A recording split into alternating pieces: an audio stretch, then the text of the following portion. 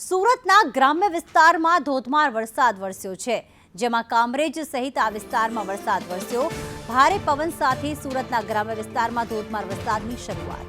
સુરત ગ્રામ્યમાં વરસાદ શરૂ થયો છે। કામરેજ સહિત આજુબાજુના વિસ્તાર જે ગ્રામ્ય વિસ્તાર આવેલા છે ત્યાં પવન સાથે ધોધમાર વરસાદની શરૂઆત। થોડા દિવસના વિરામ બાદ ફરી શરૂ થયો છે વરસાદ। આમ પણ દક્ષિણ ગુજરાતમાં ભારેથી અતિભારે વરસાદની આગાહી કરવામાં આવી છે। સાથે હવામાન વિભાગે પણ કહ્યું છે કે આવતીકાલથી વરસાદનું જોર વધશે। આજે પણ ગુજરાતમાં સાર્વત્રિક વરસાદની આગાહીની વચ્ચે સુરતના ગ્રામ્ય વિસ્તાર જેમાં કામરેજ આવી જાય છે, અન્ય ગામો આવી જાય છે, ત્યાં ભારે પવન સાથે ધોધમાર વરસાદની શરૂઆત થઈ છે।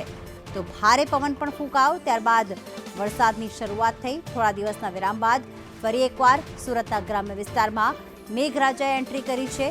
આ વખત દક્ષિણ ગુજરાતમાં, સૌરાષ્ટ્રમાં, કચ્છમાં સૌથી વધુ વરસાદ નોંધાયો છે।